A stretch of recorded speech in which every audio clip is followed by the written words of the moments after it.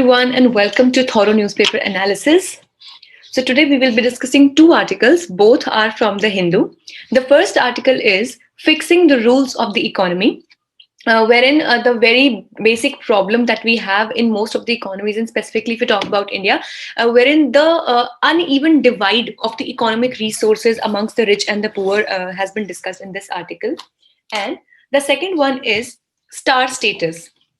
So this basically talks about the star status or the star campaigner status which is given to the members of any particular political party in the times of elections. What is the star status and what is the power of the Election Commission of India related to this star status? And then finally, we have the news and flash column wherein we'll be discussing the small and pointer news articles which are more important for our prelims exam.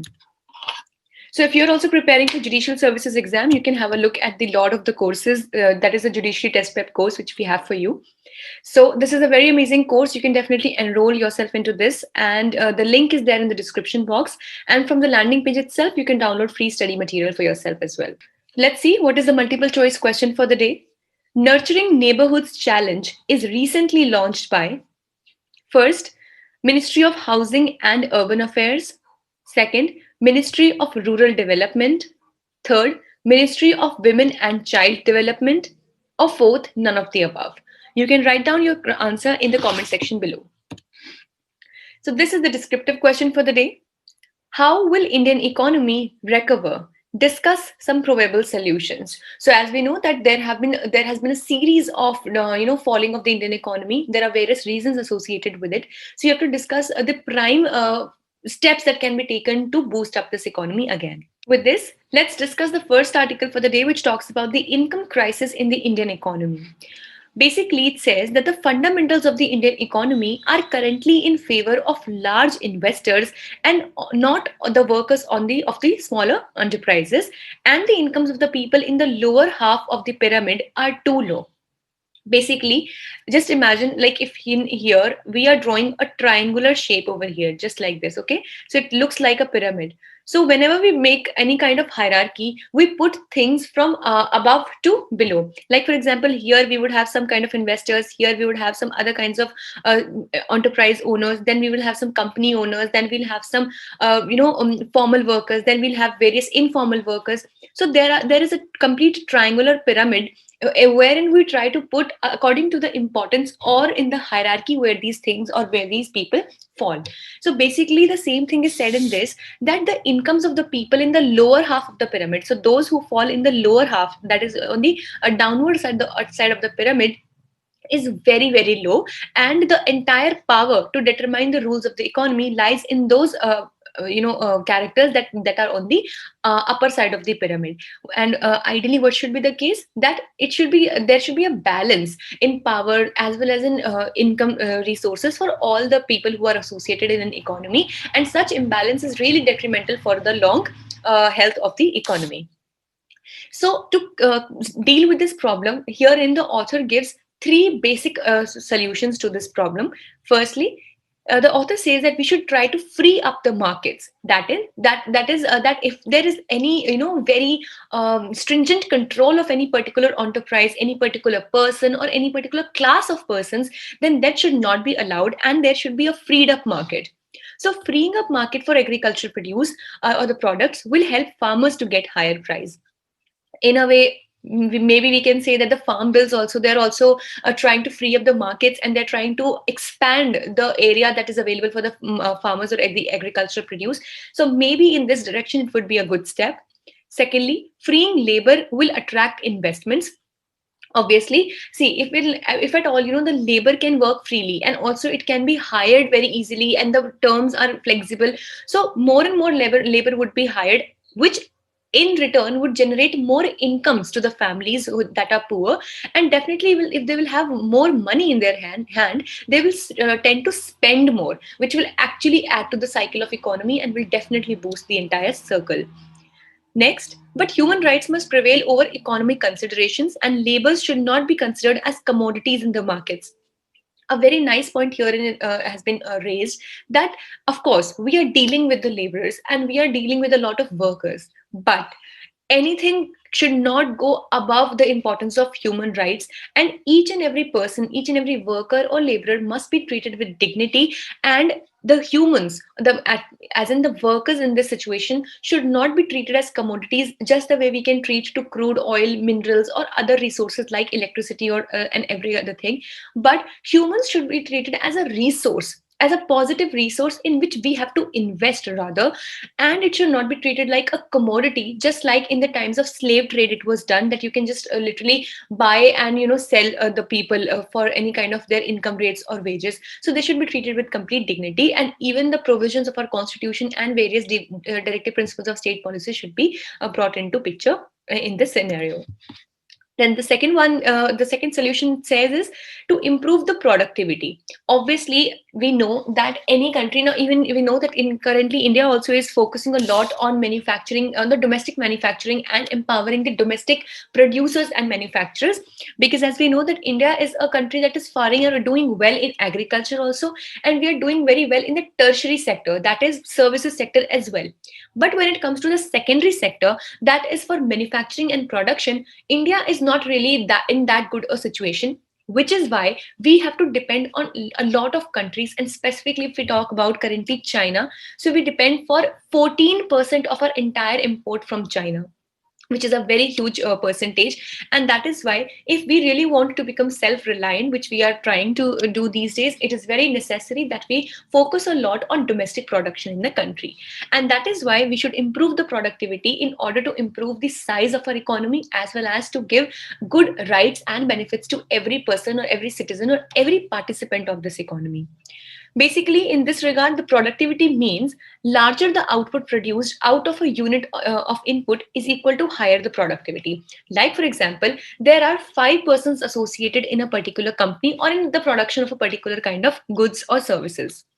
Now, in such a scenario, 1 person out of these 5 persons, how much can this 1 person be productive for that particular company, or how much this 1 person can give out as an output is the productivity. And if we total it for the entire economy, that becomes the gross domestic product, or in a way, the entire productivity of the whole economy. So, also used as a universal measure of the productivity of the economy, GDP is divided by total people. Now, as we know, when we talk about per capita income, or if we talk about the productivity that per person is contributing towards the nation, then what we do is that we calculate the GDP. Like, for example, the GDP for this 1 year for entire country of India, for example, let's say it is 100 rupees, and we have 50 people in the entire nation. So what we would do is that if we have to calculate the productivity of every person in this economy, we would divide this GDP, which is 100 rupees, by the number of people that are contributing in this economy, that is 50 people. So the productivity per person we would get is 2 rupees. In such a scenario, if we increase the productivity and we do not need to increase the workers that are working for it, definitely the production will be increased. Like, for example, just imagine the same case, that now the productivity has increased and we have a GDP that is of 1000 rupees, right? And the people that were working are still 50. Since we have increased their productivity, so now we will be dividing 1000 by 50, and we will have a very handsome amount in our hands, which would be 20 rupees. So right away, from 2 rupees per person's productivity, we have risen to 20 rupees of per person's productivity. Definitely, reaching this entire situation is not easy, because it takes a lot of effort, money, investment, and planning to give all the citizens, or to increase the productivity of the citizens. And that is why, but this is a very welcome step which can actually help in increasing the total productivity of the people and the economy as well. So here are some other strategies that are given to improve the productivity, like by the companies, that the strategies that the companies can follow. They can add more machines and technology to supplement the workers, wherein obviously we would not need to increase the workers per se in the economy or in the company, but the production or the value of the production can be increased very easily. And then strategy of total quality management, which was actually followed in Japan, in which they had enhanced the skills of the worker and created a culture of continuous improvement, due to which the particular worker not only improved his own self, but also this improvement added to the overall improvement in productivity of that particular company. So in a way, either we can just invest into capital things like the machines and technology, or we can invest into the workers as well. We can enhance their skills, we can teach them new, it could be anything, teach them new languages, teach them new methods of working, new craftsmanship, or anything that is required as per the type of the company they are working in. And then we have the lazy management strategy, wherein the hire and fire, but it cannot be done by the government. Now basically lazy management strategy is like when some XYZ company is doing good and it needs more workers to work for it, it will hire a lot of workers. And in the times of crunch, it would simply go for retrenchment, what we call as chutney, which has been happening a lot in the times of COVID-19 as well, wherein where they would believe that they're not able to handle these many, or to pay back these many workers, they'll simply fire them. But this step can be done by the private companies. But do you think that the government can also do the same thing? That if it thinks that the citizens are not being very productive for the government, or as in for the total economy of the country, can they really fire the citizens of the country? Absolutely they cannot. So that is why this is a step that cannot be taken up, the privilege of which cannot be taken up by the government. And thus ultimately the government has to invest a lot, strategically invest into the increasing the skills of the country, as in of the people of the country, and we are trying to do that through programs like Digital India and Scale India, and also to work into enhancement of research and development technology as well as other machines. So then the third method is the application of technology. So this was in a book called as Small is Beautiful, which was written by E.F. Schumacher. So in that it was written that the attempt of developing countries supported by foreign aid to infiltrate foreign technology will kill their traditional workplaces at a faster rate than creation of modern workplaces, and mass employment, unemployment and migration would take place. This is a very important thing to be understood, that where we know that artificial intelligence, technology and other machines, they are very very crucial for any economy to grow at a faster rate. But if you are not skilling your workers along with bringing in new technology, there will be a huge gap or divide between the skills of your already existing workers and the high skills or the high efficiency of the new machines that you are bringing. And in such a scenario, these workers who are now not endowed with the new skills to work in hand in hand, or shoulder to shoulder with these machines, they will stand out to be completely unemployed, and they will finally would have to might be they might have to migrate to other countries for their jobs and other purposes. And that is why it is necessary to make a very intricate and delicate balance between the growth of technology and bringing in new technologies to the company or the economy, as well as simultaneously also improving the skills and capabilities of your already existing working population. See, just like the it is depicting in here, that earlier some tools were used, like manual tools were used by the workers, then we improved into the tools, and slowly it this led to the complete technology technologization of the entire system, please pardon me. And basically it has made it so technology based, or it has made us so dependent on the robotics or the technology, that it literally kicked off the basic worker that used to work. And that is why this scenario is something that we should be avoiding, specifically in India, wherein we have huge workforce available, and also we have this huge pool of youth and the demographic dividend that we have to reap. And for that purpose, it is necessary that we equally skill our own workers and citizens, so that they can work hand in hand with the coming in technology. So these are further some steps which are required to be taken, like the government should create good society for all the citizens and not only for investors, as in the government should pay equal attention to the rights of the investors and as well as to the dignity and rights and wages of the workers. Then push for innovation in socially more beneficial directions rather than replace the workers. The point that we just discussed, that instead of just replacing the workers with capital intensive technology, simply by capital intensive technology, we mean that any technology that is completely based on just investment. Like you say, all you have to do is to invest some money and you get that machine and your work is sorted. So this is something which is not very healthy for any economy. So investment in technology should be such that the workers are also required to run these technologies, so that a balance can be created. And lastly, small enterprises and workers must combine into larger associations using technology. So, like the role of trade unions and etc. should not be undermined at all, since they play a very important role in putting forward the rights and aspirations of the workers, and that is why they should be given equal representation in even in the large or even the all kinds of enterprises that we are talking about. So let's talk about the second article for the day, which talks about the Election Commission of India and Clean campaign. So recently, the Supreme Court stayed the revocation of the status of Kamal Nath as a star campaigner for the Congress. Kamal Nath in Madhya Pradesh, he had actually he gave some distasteful personal remark about a BJP woman candidate, after which the Election Commission of India said that it would revoke or take away his status of a star campaigner. Now, who actually is a star campaigner, we will just discuss. But the Supreme Court surprisingly has said that Election Commission absolutely has no power to decide as to who will be a star campaigner or not, and it is not the relevant body to decide upon this area. So before heading forward, let's understand that who is a star campaigner. Basically, when there is any kind of campaign going on, as we know that the bipole campaigns are going on in Madhya Pradesh, so the parties decide by themselves that who amongst their leaders would be a star campaigner.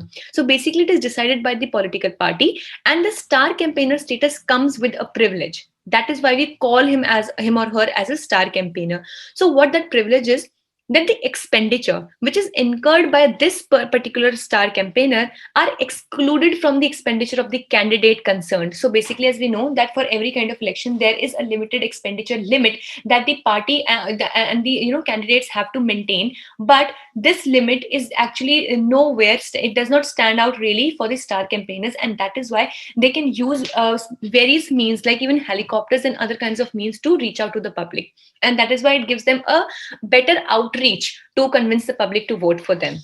So that is why they're called as star campaigners, and they're very, very important for any political party, since obviously the entire party can be represented through a particular star campaigner.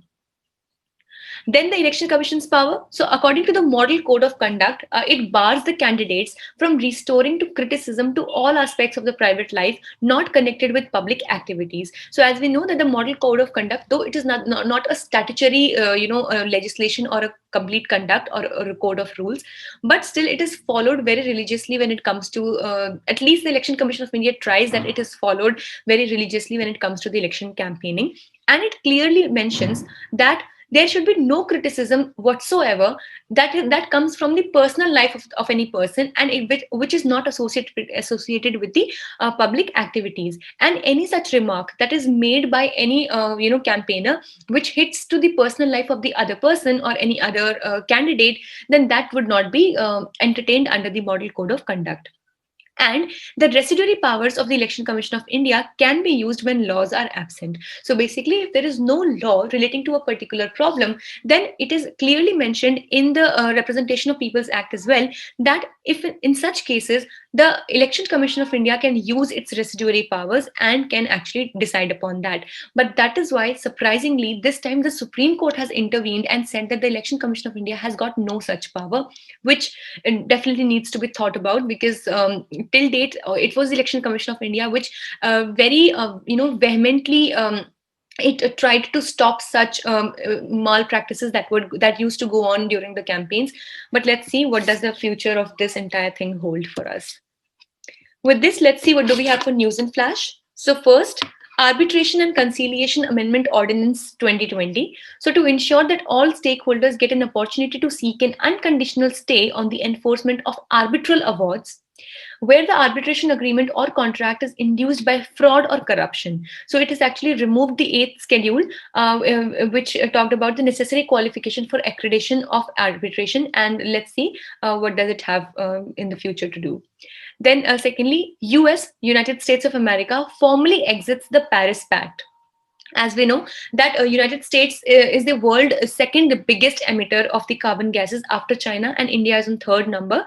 But still, it has currently this Paris Pact has currently around 189 countries that remain committed to the 2015 Paris Agreement or the Paris Pact, wherein they have promise that by the coming years they will reduce the global temperature by 2 degrees Celsius. But US surprisingly being the second largest emitter, but still has actually taken exit from the Paris Pact, and it's definitely showing no responsibility in this direction. And thirdly, nurturing neighborhoods challenge to make cities children friendly by reimagining parks, gardens, outdoor play spaces, making streets safe and walkable, and improving access to early childhood services and reducing air and noise pollution has been done. So you need to find out as to which ministry is specifically concerned with this. So this was all for today. We hope it was a good session for you. Thank you so much for staying tuned with LawSikho.